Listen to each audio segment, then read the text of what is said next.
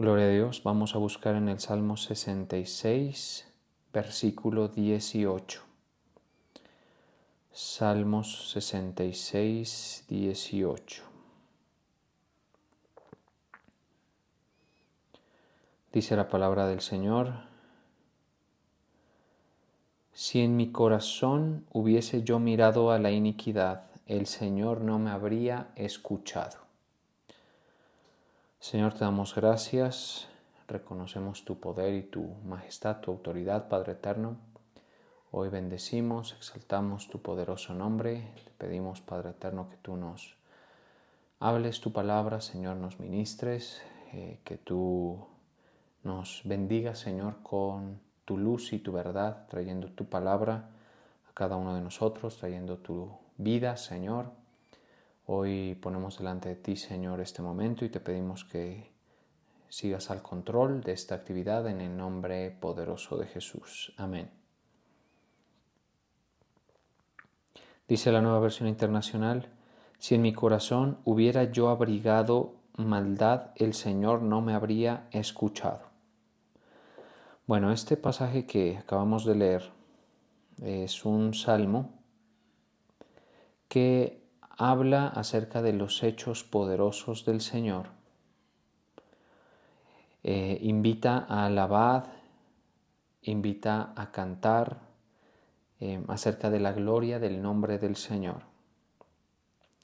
Y habla acerca de lo poderoso y asombroso de las obras del Señor. Básicamente usted puede encontrar en este salmo pues una referencia a todo lo que es motivo de adoración en el ser humano para con el Señor, ¿sí? Entre las cosas que se mencionan es la autoridad de Dios, la grandeza del Señor, el poder del Señor, ¿sí? También habla acerca de los milagros del pasado, ¿no? Habla acerca de los milagros del pasado, como por ejemplo que convirtió en un camino el Mar Rojo, es decir, que convirtió en un camino seco el Mar Rojo, abriendo el mar en dos. Entonces vemos ese tipo de referencias. También habla acerca de la posibilidad de Dios de ensayar y probar los corazones y de tratar con los seres humanos, es decir, lo que vemos a lo largo del pasaje, a lo largo del Salmo, es todo eso. También es quien preserva la vida. Entonces, lo que va construyendo el salmista, el escritor del Salmo 66, es un concepto de que el Señor pues es merecedor de toda la alabanza, el reconocimiento por esas características, por su grandeza, por su autoridad, por su fidelidad, por su trato justo para con los hombres, un trato perfecto, un trato calculado, digámoslo así.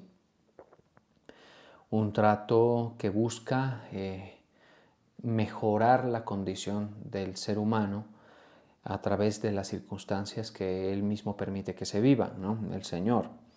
Entonces dice: porque tú nos probaste, oh Dios, nos ensayaste como se afina la plata. O sea, entonces el salmista dice: todo lo que hemos mencionado del Señor, acerca de su grandeza y que es digno de la alabanza y que preserva la vida a nuestra alma y que ha hecho grandes y maravillosas obras y milagros, se combina con un trato personal, digamos, para con el individuo, para con una nación, para con un pueblo, en el cual se va a observar que el Señor lo que hace es ensayar a las personas, probarlos, ¿sí?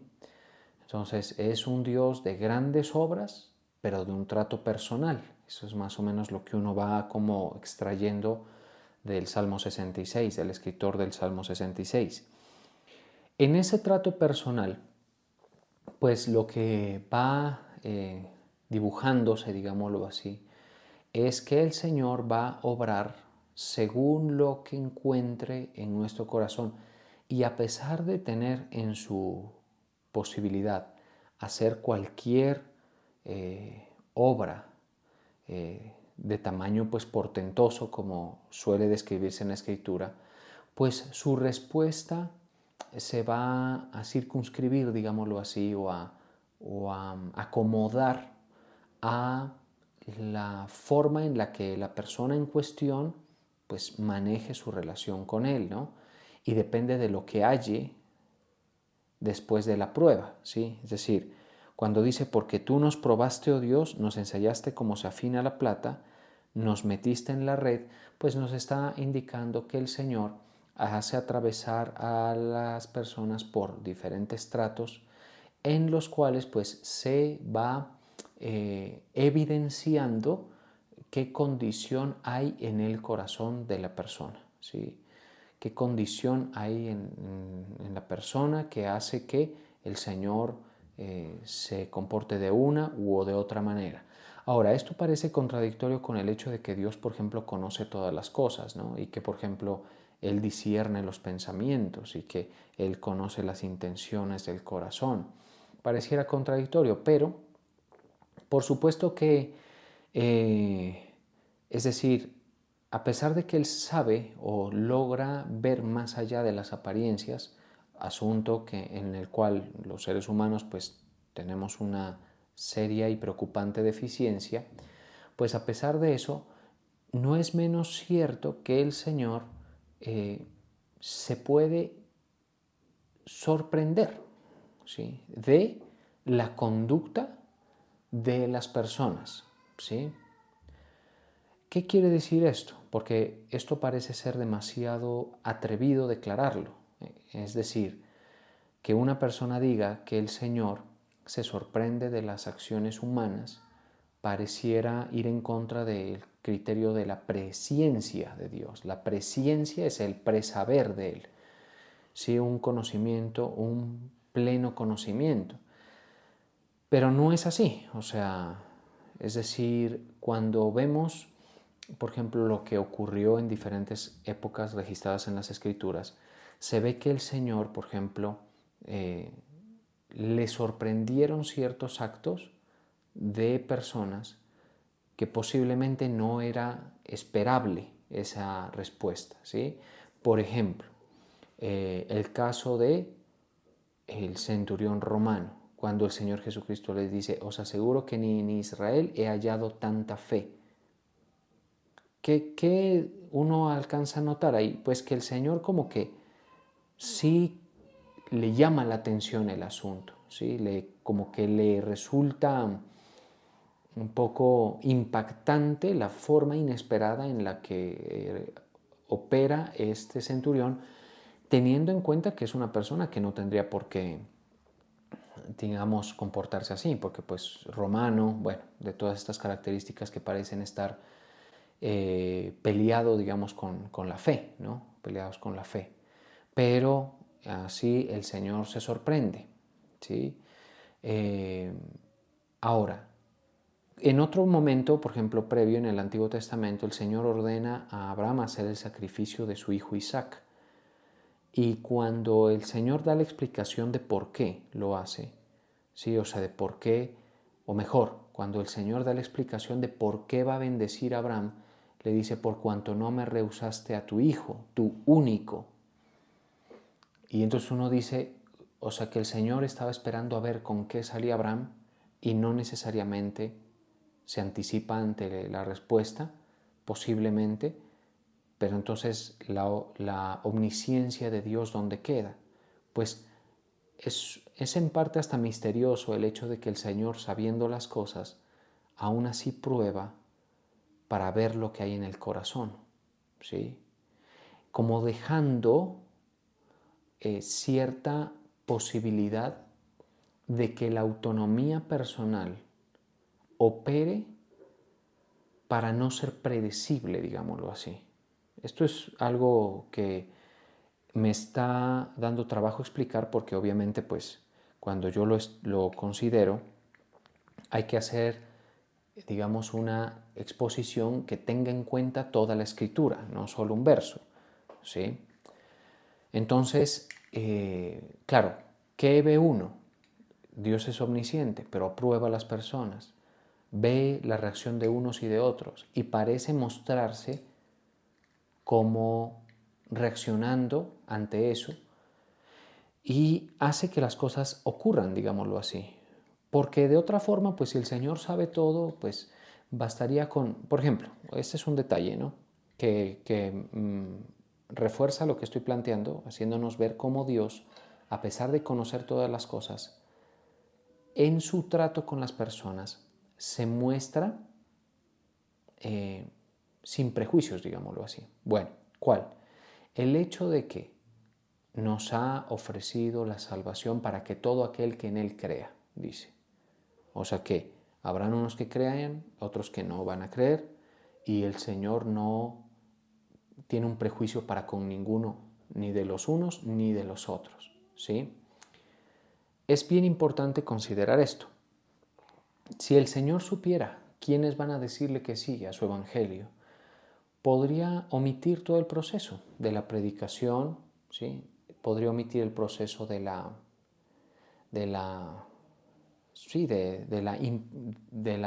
divulgación de su mensaje y básicamente pues por una presciencia salvar a las personas. Pero eso no sería justo, digámoslo así, porque las personas, los seres creados, no tendrían posibilidad de demostrar, digamos, lo que hay en el corazón. En el trato con el Señor, en la relación con el Señor, nosotros le demostramos a Él lo que hay en el corazón y como mínimo nos queda demostrado a nosotros mismos. Es decir, ¿sí? Como mínimo. En otras circunstancias, pues ya hay más testigos de la situación. Dios mismo es un testigo de lo que ocurre dentro de nuestro corazón y cómo se comporta frente a una determinada circunstancia. Así es como se debe entender. Pero entonces dice, porque tú nos probaste, oh Dios, nos ensayaste como se afina la plata. Entonces el Señor pone a su pueblo en trato, pone a su pueblo en humillación, por ejemplo, pone a su pueblo en trabajos arduos, ¿sí? Aquí dice incluso, hiciste cabalgar hombres sobre nuestra cabeza, es decir, Él permite que hayan ciertas circunstancias en las personas y digamos, esas situaciones extremas son las que sacan a la luz lo que hay en el corazón de cada persona. ¿Sí? Van sacando a la luz poco a poco el asunto. ¿Sí? Ahora, cuando nosotros consideramos esto de que saca a la luz, pues uno dice, ¿a la luz de quién? Si el Señor conoce. Bueno, ahí volvemos al asunto. Misteriosamente, el Dios que hizo el mundo, el Dios que conoce todas las cosas, que conoce las leyes, por ejemplo, físicas, que sabe todas las cosas, ese Dios se muestra inocente en el trato. ¿Sí? Así lo podría describir yo. Se muestra inocente en el trato. Es decir, se muestra como si no tuviera prejuicios. ¿Sí? Y hasta, aparentemente hasta parece un juego, ¿no? Porque el hecho, por ejemplo, de que Dios baje al huerto y le diga, Adán, ¿dónde estás? ¿Sí? Y lo llame y lo busque y se muestra como que si no supiera lo que ocurrió en el huerto, pues uno dice, bueno, el Señor ¿dónde era que estaba? ¿De dónde estaba su mente? Si el Señor sabe perfectamente cuando el hombre estaba siendo engañado y pecando y todo el asunto. O sea, que no es algo que lo va a tomar por sorpresa, pero el Señor se muestra y hasta le pregunta. Otra vez que es curioso que le pregunta es a Caín. ¿Por qué? Bueno, esas son cosas que de pronto la revelación nos va a ir dando respuestas con el paso del tiempo, pero por ahora se entiende que hay una forma de trabajo del Señor inocente con su pueblo, en la que te deja, demuéstrale, ¿sí? Mira lo que hay dentro del corazón, ¿sí? Vamos a ver qué sale cuando es llevado a cierta presión la persona, vamos a ver qué ocurre, por supuesto en lo que tiene que ver con la relación con Él, ¿no? Ese es como el eje del análisis aquí. No se trata de ser generalistas en el asunto. El Señor es en cuanto a la relación que Él está diciendo. ¿Por qué esto sucede así? El salmista dice, pasamos por el fuego y por el agua y nos sacaste abundancia. ¿Sí? O sea, Es como que es un trámite necesario para obtener una promoción de parte del Señor, ¿sí? Un trámite necesario para la promoción, digámoslo así. Bastaría, como insisto, bastaría con que el Señor pues sabe todas las cosas, entonces nadie se preocupa de nada, las cosas tienen que darse, fluyen, y el Señor finalmente promueve a los que Él sabe que merecen hacerlo, pero no.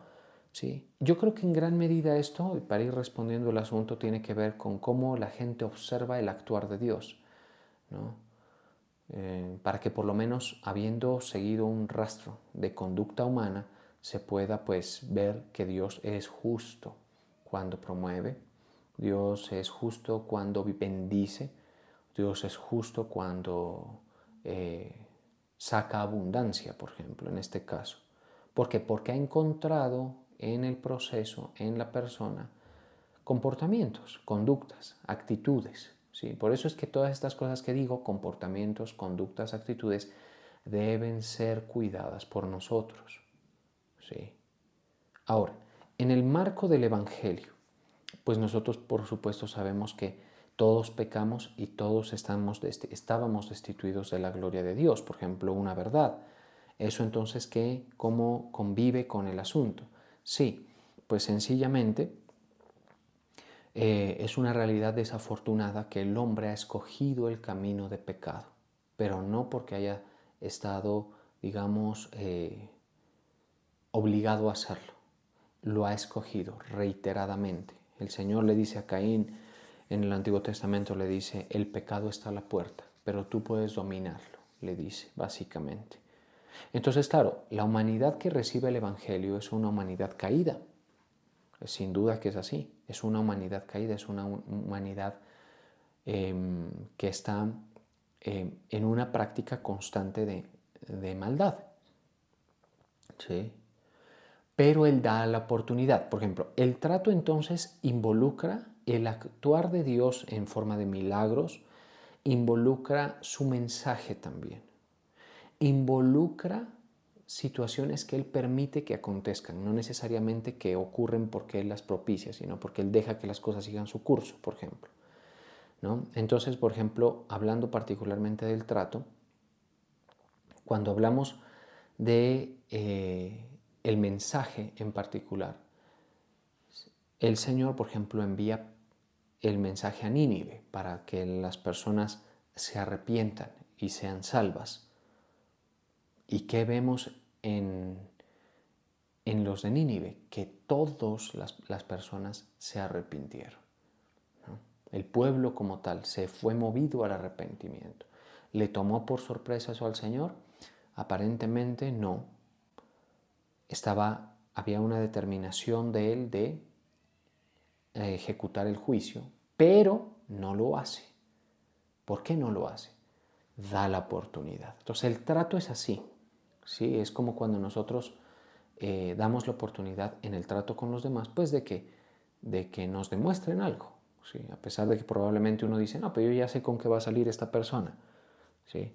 Bueno, demuestra eso. La bondad de Dios, digamos que está un poco involucrada en esto, en el hecho de que Dios se comporte así, ¿sí? Porque si el Señor pues se cierra y no hay trato, pues no hay nada, ¿sí?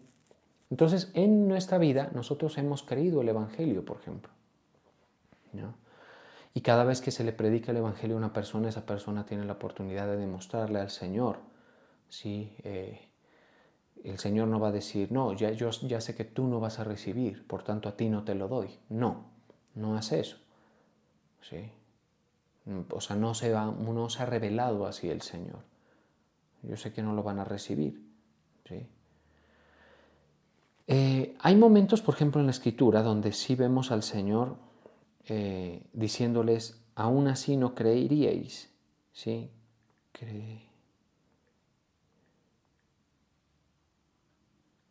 Sí, en Juan, por ejemplo, eh, permítame un momento,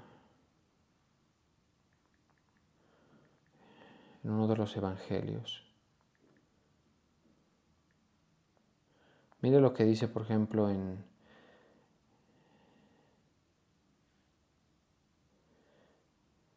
el pasaje en el que Lázaro le dice, en el que el rico le dice a Lázaro, al padre Abraham, perdón, le dice, envía a Lázaro para que hable a mis hermanos. ¿Sí? Vamos a ver eso. Rápidamente voy a tratarlo de encontrar para no...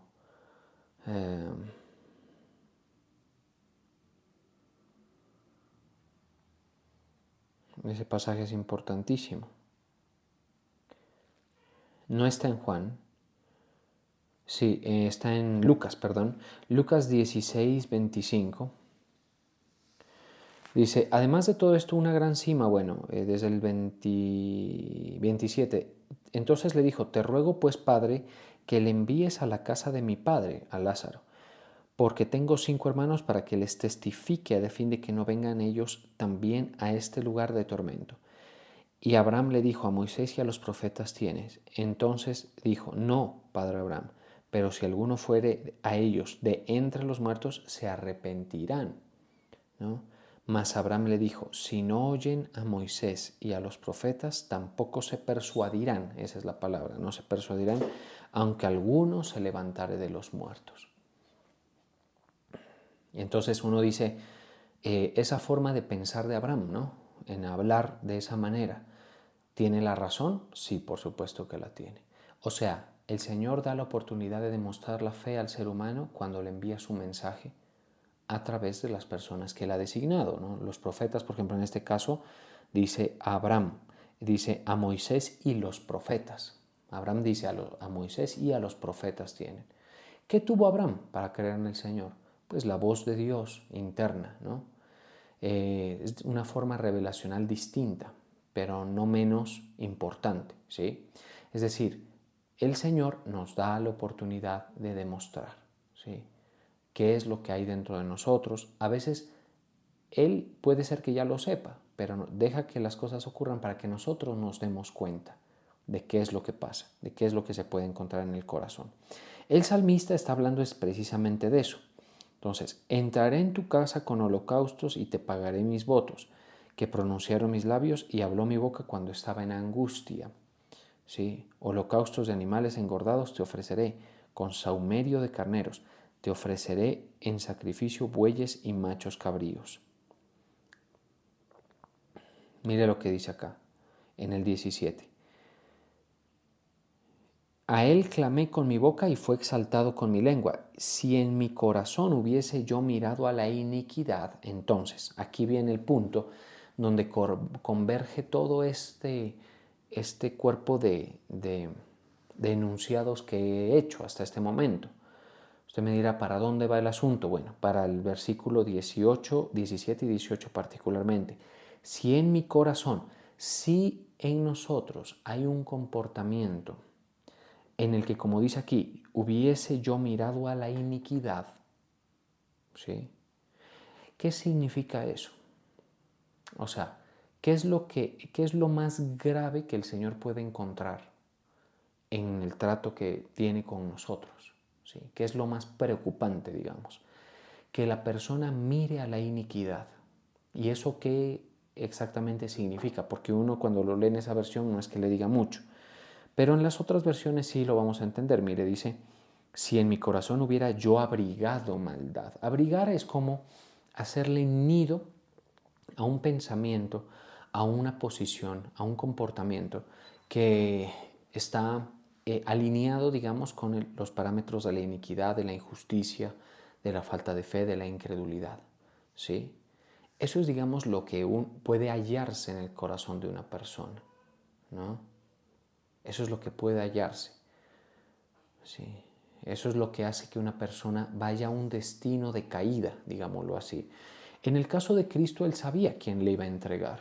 Mire qué cosa. Él sabía quién le iba a entregar. Pero eso no quita que Judas tenía opción, ¿no? Tenía opción. Es algo misterioso. No es algo que sea tan fácil de combinar, digamos, de establecer en una idea teológica del todo satisfactoria, ¿no? Pero eso nos va a dejar un resultado a nosotros. Es decir, que si bien Dios sabe bien las cosas, sabe lo que hay en mi corazón, sabe lo que hay en el corazón del vecino, del amigo, de la esposa, quizá, de los hermanos de la iglesia, eso no quita el hecho de que si usted hace una mayordomía de lo que ocurre dentro de sí, ¿sí?, puede agradarle al Señor si lo hace bien, si hace una correcta mayordomía, ¿sí? Por eso es que la palabra de Dios dice, si alguno se limpia de estas cosas, será una vasija, ¿sí? Bueno, ¿de qué cosas? De todos esos comportamientos, ideas que se alinean con la maldad, uno se puede limpiar. Ahora, uno diría, pero nosotros estamos sucios, tenemos inmundicias en la carne. Claro, sí, pero eso es una cosa. Otra cosa es abrigar maldad. Lo que en la versión, nueva versión internacional dice, si en mi corazón hubiera yo abrigado maldad. Y entonces eso implica que hay como una protección del mal camino. Eso implica que la persona está, digamos, guardando en un depósito seguro de su corazón un comportamiento maligno, reprobable delante de Dios, mezquino, por ejemplo, ¿sí?, egoísta, por ejemplo. Presta la atención a todas estas cosas, porque estas cosas son las que determinan si el Señor oye o no oye una oración en específico en un momento puntual de la vida, ¿no? Cuando ve que la gente, por ejemplo, abriga la maldad, la protege, sentimientos egoístas, por ejemplo, mezquinos, intenciones sucias, todo eso usted tiene mayordomía. Y el Señor no le va a decir, es que yo ya sé con qué me vas a salir. No, el Señor te va a mirar y van a pasar cosas que lo vamos a interpretar nosotros como prueba de Dios. Y esas cosas que nosotros interpretamos como prueba de Dios dejan una evidencia, dejan un fruto, ¿sí? Ahí es donde la cosa tiene sentido. Entonces usted como individuo, ahí viene el asunto, ya usted tiene que ver lo que pasa dentro de sí. Por eso dice, sobre toda cosa guardada, guarda tu corazón. Entonces, si por ejemplo en mi corazón hay rebeldía, la rebeldía puede estar saliendo, pero otra cosa es abrigarla. Es como aquí me queda en resguardo mío. Eso es distinto. Si eso se encuentra, ¿sí?, en el trato con el Señor, prácticamente pues el Señor no sería muy efectivo, ¿no?, el efecto de su trato en la vida de esa persona. ¿Para qué efectivo? Quiero decir, para lograr mejorar la condición del discípulo, ¿sí?, o del pueblo con el cual el Señor está tratando, en una condición de Dios y pueblo, ¿sí? Ya sería un poco complicado, ¿sí? Es esa persona que no le permite que la palabra del Señor rectifique, reacomode, reorganice, priorice otras cosas, ¿sí?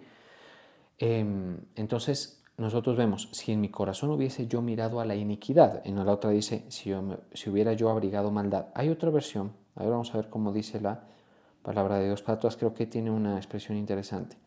Si sabía que si yo hubiera tenido malas intenciones, mi Señor no me escucharía. Y las intenciones son la cosa más difícil de discernir. Eso es la más difícil. Uno, por ejemplo, uno se acerca a personas y a veces ni siquiera uno sabe con qué intención lo hace, ¿no? Un hombre se acerca a una mujer, le hace favores, por ejemplo, y a veces es evidente que tiene unas intenciones, digamos, sucias. A veces las mujeres también.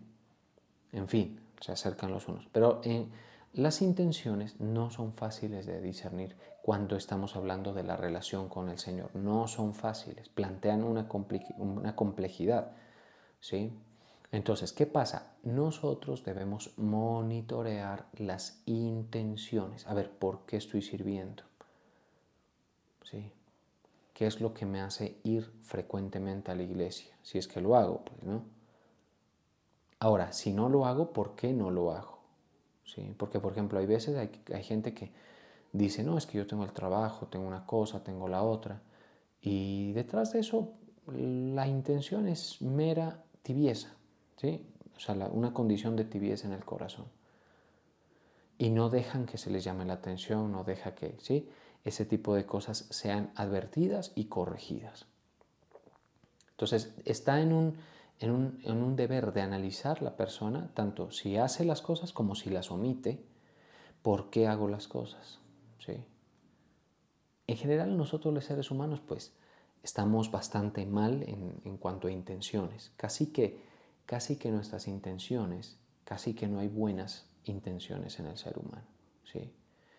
Pero insisto, si una persona lo que hace es guardar eso, ¿sí?, protegerlo, digámoslo así, no rendirlo delante del Señor, ¿qué puede ser el resultado? Pues sencillamente que el Señor, viendo lo que hay, que se lo estás demostrando a Él, y aunque Él pues, posiblemente ya lo sepa y posiblemente en su trato con millones, pues Él sepa las cosas, lo que queda claro es que no tiene por qué atender tu oración, ¿sí? Porque esto incluso para la gente que ora, porque cuando no se ora, pues también es grave. Pero si hay gente que ora, pues analice muy bien, ¿no? Por ejemplo, la gente dice, Señor, este esposo que tengo, vamos a las intenciones, a ver. ¿Qué quieres que te diga el Señor?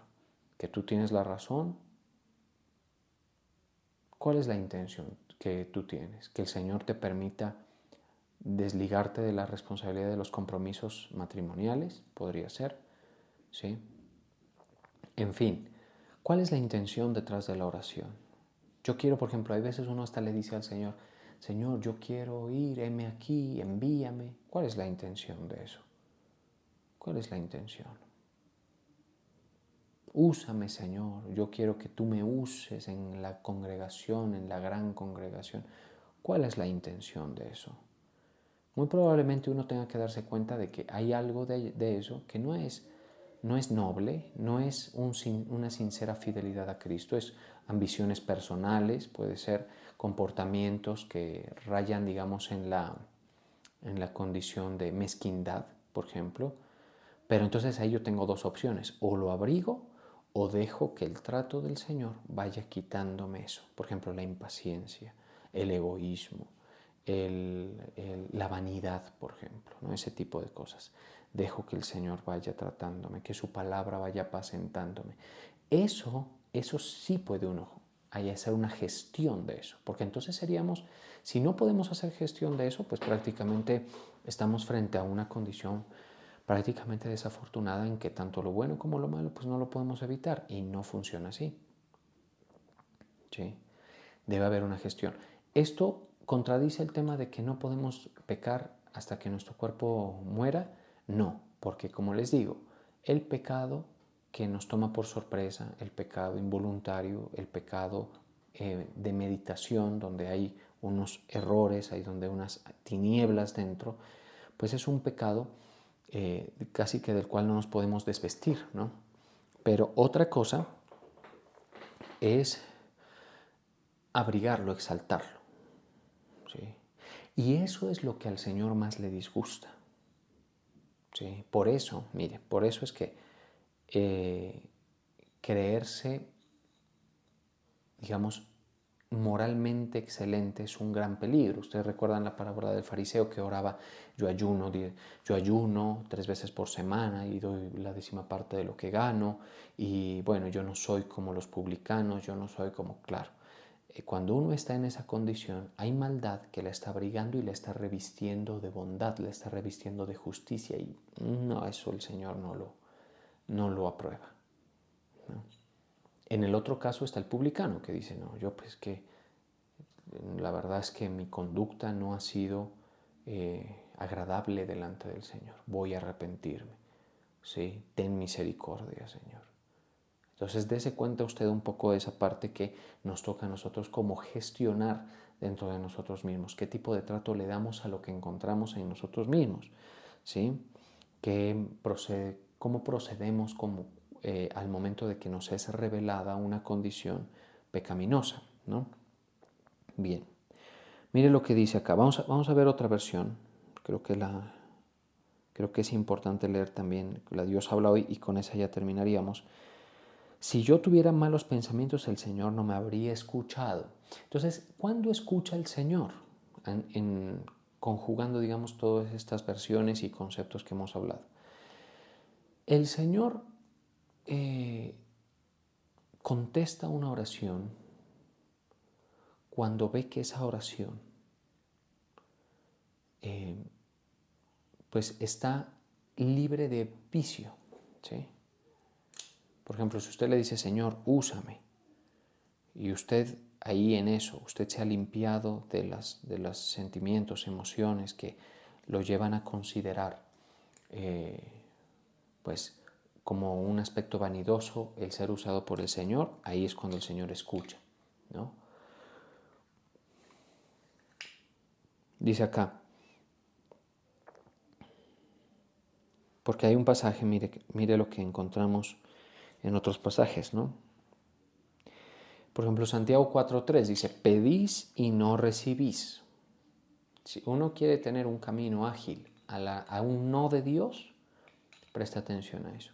Si uno quiere tener un camino ágil a un no de Dios, pues pida mal. Entonces, ¿qué es pedir mal? Para gastar en vuestros deleites. Señor, dame, ayúdame, provéeme una cosa, bueno. Yo quiero tener, yo quiero lograr, yo quiero salir, yo quiero prosperar. Bueno, el Señor escucha, ve las intenciones, prueba, tienes la oportunidad de demostrar. Ahí usted ya tiene que gestionar lo que hay dentro, ¿sí? Por eso dice, entresacar lo precioso de lo vil. Entresacar lo precioso de lo vil tiene que ver, por ejemplo, con escoger sus pensamientos y sus palabras por encima de las nuestras. Quedarnos, por ejemplo, con su verdad de nosotros mismos y no la propia. Ese tipo de cosas, ¿no? O almas adúlteras, bueno. ¿No sabéis que la amistad con el mundo es enemistad contra Dios? Entonces, para gastar en vuestros deleites, ¿sí?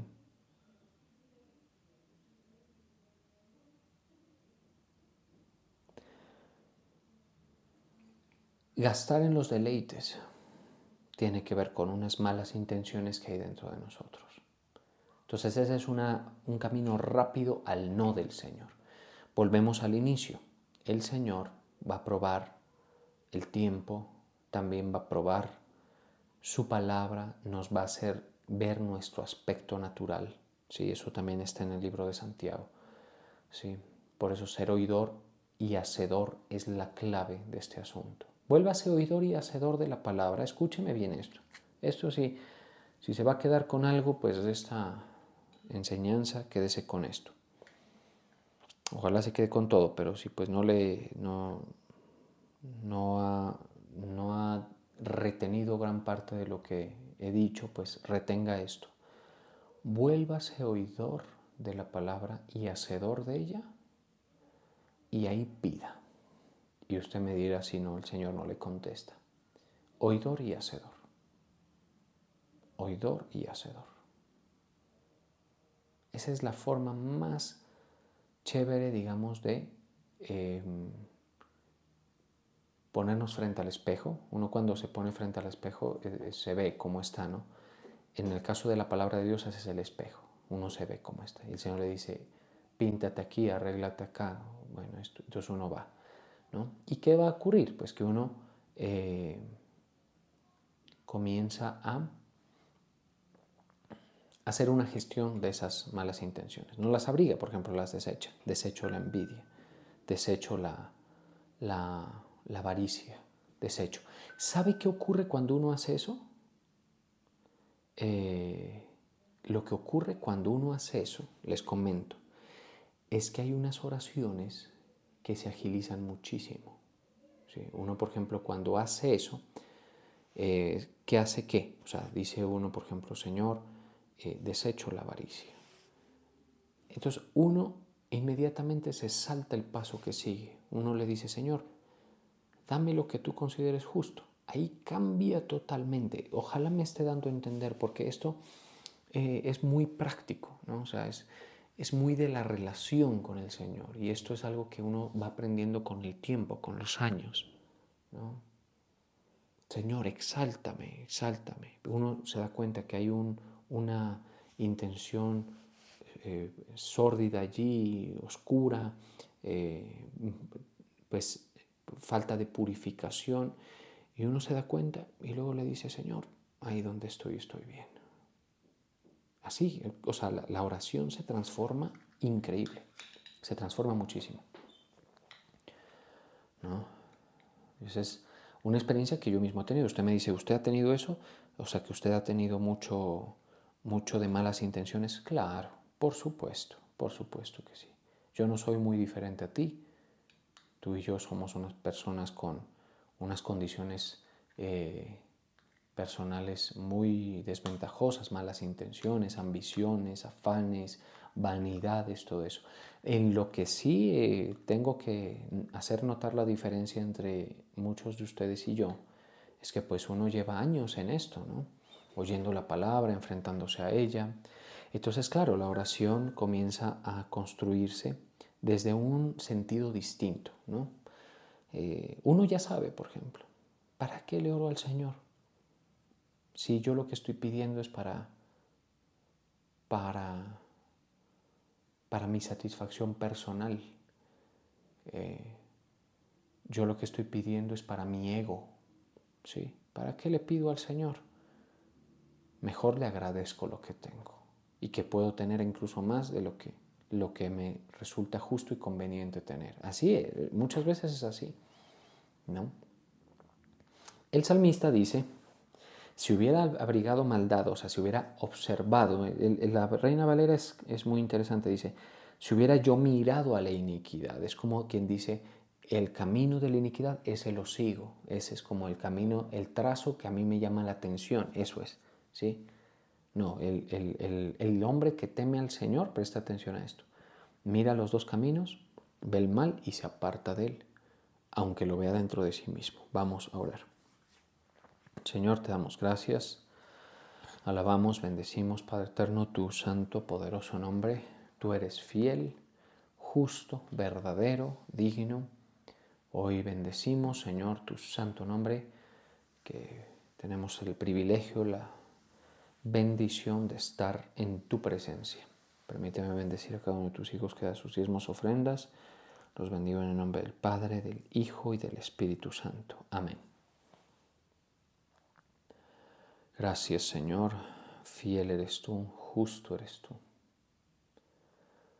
Recibe el honor, recibe la gloria, Señor. Hoy te alabamos por tus poderosos hechos, por tus obras poderosas y asombrosas, Señor, que has hecho en el pasado. Sabemos que tú puedes hacerlas hoy, que están a la mano, Señor, dentro de tus posibilidades. Sabemos, Señor, que tú estás en el trono, que ante ti se doblará toda rodilla y cantarán todos los reyes de la tierra delante de ti. Esa es una realidad, y que has hecho grandes cosas con nosotros y que nos has dado el Evangelio, que nos has bendecido con el Evangelio. Todo eso es una verdad para nosotros, Señor. Gracias por eso. Ministra a tu pueblo. Santo, bendito eres tú. Grande eres tú, Señor. Ministra tu heredad que está aquí reunida. Gracias, Señor. El salmista dice, si hubiese yo mirado a la iniquidad, el Señor no me habría escuchado. Y si queremos que el Señor nos escuche, debemos apartarnos del mal camino. Debemos dejar de abrigar esa conducta que el Señor desaprueba.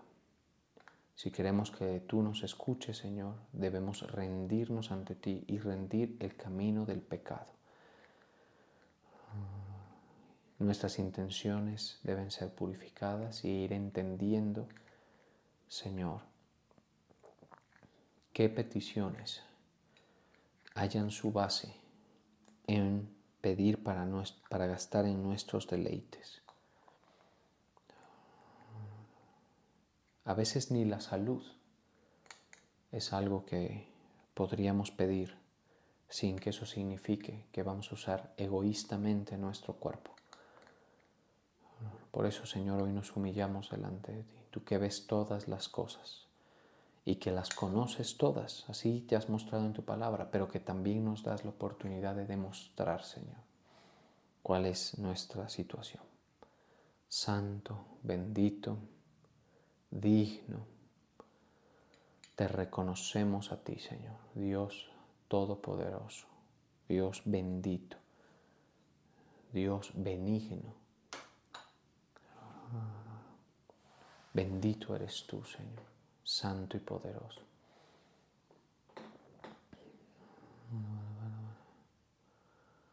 No hay nadie como tú, Señor. Tú estás por encima de nosotros. Gracias por permitirnos, Señor, demostrar nuestra conducta delante de ti. Por permitirnos, Señor,